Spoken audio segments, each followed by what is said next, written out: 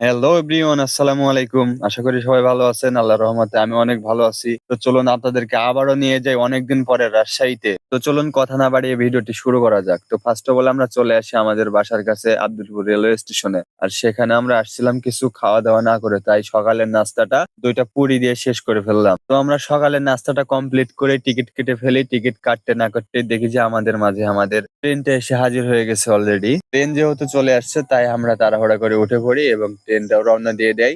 আর আজকের প্রাকৃতিক দৃশ্যটা ছিল অনেক সুন্দর। আজকের ওয়েদারটা খুব সুন্দর ছিল, বাট আজকে অনেক গরমও ছিল। তো সব গরম উপেক্ষা করে আমরা প্রায় 1 ঘন্টা জার্নি করে চলে আসি রাজশাহী রেলওয়ে স্টেশনে। আর এখানে এসে হাত মুখ একটু ধুয়ে নিলাম, তারপরে আমরা চলে যাচ্ছি কোটি কোটি পায়ে বাইরের দিকে। আর সেখানে গিয়ে একটা অটো নিয়ে নিলাম, অটো নিয়ে ডিরেক্ট চলে আসলাম আমরা নিউ মার্কেটে। সেখানে একটু কাজ ছিল, কাজটা কমপ্লিট করে আমরা রওনা দিয়ে দিই সেই বিখ্যাত রাজশাহী নওহাটার বিখ্যাত কালাভুনা খাইতে।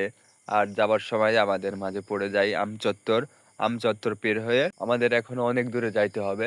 তো যাবার সময় একটা জিনিসই ভাবতেছিলাম যে আমাদের রাজশাহী শহরের মতো অন্যান্য শহরগুলোও যদি হইতো তাহলে অনেক ভালো লাগতো। গর্বের একটা বিষয় যে আমাদের রাজশাহী শহরটা অনেক সুন্দর। নিজের শহর বলে বলতেছে না, অন্যান্য শহরের থেকে কিন্তু আমাদের রাজশাহী শহরটা অনেক সুন্দর। তো আমরা আমাদের সুন্দর শহর দেখতে দেখতে চলে আসি নওহাটাতে। আর এখানে এসে চারিদিকটা দেখতেছিলাম আর ভাবতেছিলাম যে আসলে এখানকার সর্বোচ্চ ভালো, বেস্ট, সুন্দর কোন কালাভুনার দোকানটা হবে। তো এখানকার কিছু মানুষকে জিজ্ঞাসা করলাম, তো তারা বলে দিল যে কোনখানে গেলে সব থেকে ভালো কালাভুনাটা পাবো।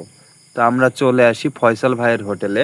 এইটা সর্বোচ্চ বেস্ট এখানকার আমি মনে করতেছি, কারণ আমি টেস্ট করছি এবং এখানকার প্রায় 20 জনের থেকে রিভিউ নিছি। তো তারা সবাই বলছে যে এটাই বেস্ট। তো আমরা আর দেরি না করে দোকানের ভিতরে ঢুকে পড়ি। আর এখানে দেখতেছিলাম যে মামা অলরেডি বড় একটা কড়াইয়ের উপরে নাড়তেছিল আর অন্যজনকে দিচ্ছিল। তো আমরাও বলে দিলাম যে আমাদেরকে দেন, আমরাও বসি। তো আমরা বসে পড়ি, কালা ভুনার জন্য ওয়েট করতেছিলাম। আর আমার সঙ্গে ছিল আমার ভাতিজা তরিকুল।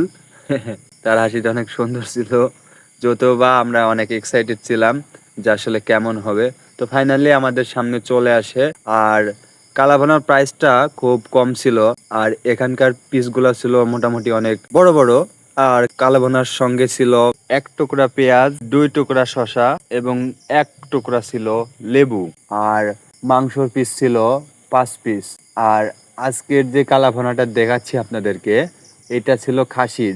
এখানে গরুরও পাওয়া যায়, খাসিরও পাওয়া যায় এবং হাঁসেরও পাওয়া যায়। যে যেইটা ইচ্ছা সে সেইটা খাইতে পারেন। তো যেহেতু আমাদের সামনে চলে আসছে তাহলে তার বসে থাকার কোনো অপশনে নেই, তাই আমরা খাওয়া দাওয়া শুরু করে ফেললাম।